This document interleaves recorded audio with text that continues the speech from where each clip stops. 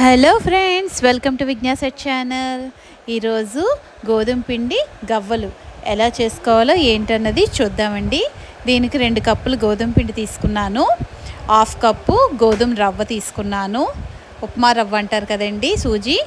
అందులో కొంచెం చిటికెడు ఉప్పు, చిటికెడు బేకింగ్ సోడా వేసుకున్నాను. వేడి నెయ్యి ఒక 6-7 స్పూనులు బాగా మరగబెట్టి వేడివేడి నెయ్యి వేసుకొని గుళ్ళ కోసమండి. జాగ్రత్త అండి, చేయి పెట్టేటప్పుడు కాలుతుంది. నేను చేతితో కలిపేస్తాను. అలా కలపలేని వాళ్ళు స్పూన్ పెట్టి కలపండి. బాగా మొత్తం నెయ్యి అంతా మిక్స్ అయ్యేలా కలుపుకోవాలండి. అదంతా బాగా కలుపుకొని మనం అలా ఉండ చుట్టగానే చూడండి అలా రావాలి. అలా రాలేదంటే నెయ్యి ఇంకా పడుతుందని అర్థం. అలా రాలేదంటే మరి కొంచెం నెయ్యి వేసుకొని మీరు మిక్స్ చేయండి. బాగా కలుపుకొని అందులో కొంచెం వాటర్ వేసుకొని గోధుమ పిండి మనం చపాతీకి ఎలా కలుపుకుంటామో అలాగే చక్కగా ముద్దలాగా చేసుకోవాలి. చూడండి, నేను చక్కగా చేసుకున్నాను కదండి. బాగా మెదాయించుకొని మూత పెట్టి అలా ఒక 15 నిమిషాలు 15 మినిట్స్ వదిలేద్దాం పక్కన.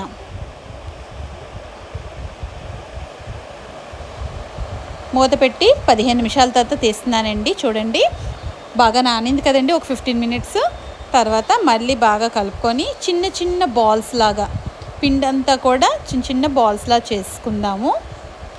నాకు ఇది కొంచెం పెద్ద బాల్స్లా వచ్చాయి. నేను చేసేటప్పుడు ఆ ఒక్కొక్క బాల్నే 2 బాల్స్ కింద తీసుకున్నానండి. మొత్తం కూడా అలా మొత్తం పిండి అంతా కూడా చక్కగా బాల్స్ చేసుకొని రెడీ చేసి పెట్టుకుందాం.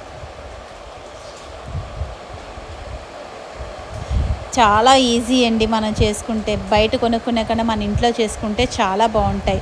ఇది చూడండి, గవ్వల పీట అంటారు దీన్ని. ఇది లేని వాళ్ళు ఎలా చేసుకోవాలో కూడా నేను చూపిస్తాను. ముందు ఉన్న వాళ్ళు చూడండి. ఇది ఒక చిన్న వండ తీసుకొని దాని మీద చూడండి షేప్ ఎలాగొచ్చిందో గవ్వ. అలా బటన్ వెళ్తా అంటే చాలు. చూడండి ఎంత చక్కగా వచ్చిందో. ఎంత సన్నగా మనం పాముకుంటే అంత బాగుంటుందండి. మరి దెబ్బగా రాకుండా చూసుకోండి. మళ్ళీ చేస్తున్నాను చూడండి. అలా బటన్ వేలుతోని ఆ పీట మీద అలా పామడమే, అంతే. రోల్ అయిపోయింది. చూసారా ఎలాగొచ్చిందో చక్కగా గవ్వ షేప్ వచ్చింది కదండి. ఇంకోటి చేస్తున్నాను.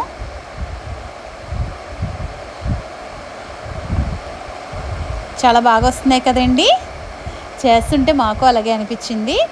తర్వాత మనం ఆయిల్ ఏమైనా పిండి వంటలు చేసుకున్నప్పుడు తీసుకుంటాం కదండి, ఈ గరిట. దీని మీద కూడా మనం ఎలా చేసుకోవాలో నేను చూపిస్తాను చూడండి.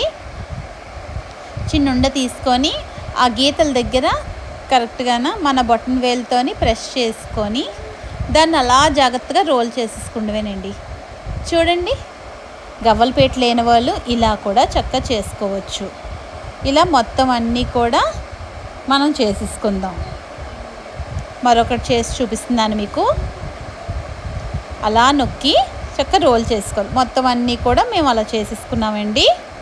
చూడండి ఎంత చక్కగా షేప్ బాగా వచ్చాయి కదండి. ఇప్పుడు ఆయిల్ పెట్టుకొని కళాయి పెట్టుకొని ఆయిల్ వేడి చేసుకుందాం. ఆయిల్ వేడెక్కాక మీడియం ఫ్లేమ్ పెట్టేసుకోవాలండి. హై ఫ్లేమ్లో ఎప్పుడు వేపుకోకూడదు. పైన వేగిపోయి లోపల ముద్దలా ఉండిపోతుంది. మీడియం ఫ్లేమ్లో అన్నీ కూడా కొంచెంగా వేసుకొని వేయించేసుకుందాం. వేయించుకొని పక్కన పెట్టుకుందాం.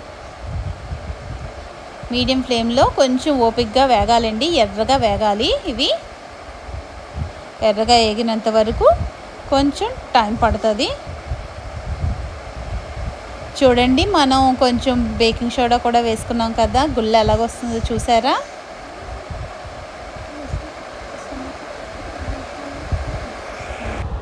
అలాగే మొత్తం అన్ని ఆయిల్ కూడా వేసుకొని పక్కన పెట్టుకోవాలండి.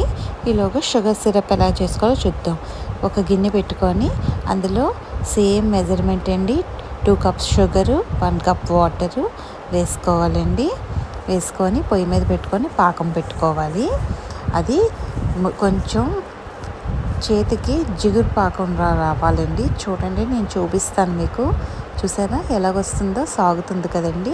అలాగ రావాలి. కొంచెం పాకం వచ్చాక కొంచెం ఒక 4 యాలకులు చితగ్గొట్టుకొని అందులోని ఫ్లేవర్కి వేసుకోవాలి. నాకు నచ్చుతుందండి యాలకుల ఫ్లేవర్. మీకు నచ్చకపోతే స్కిప్ చేసుకోండి.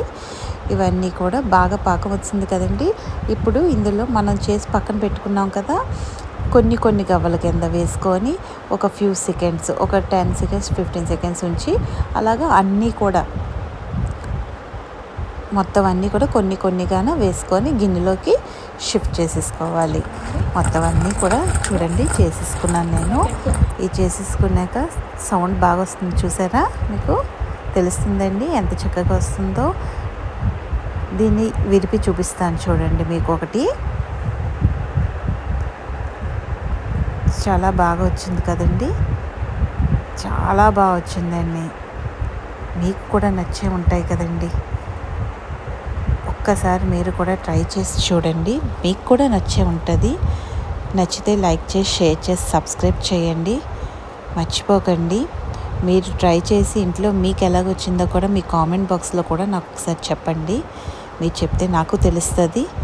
మరిన్ని మంచి వీడియోలతో మళ్ళీ కలుద్దాం. బాయ్ అండి.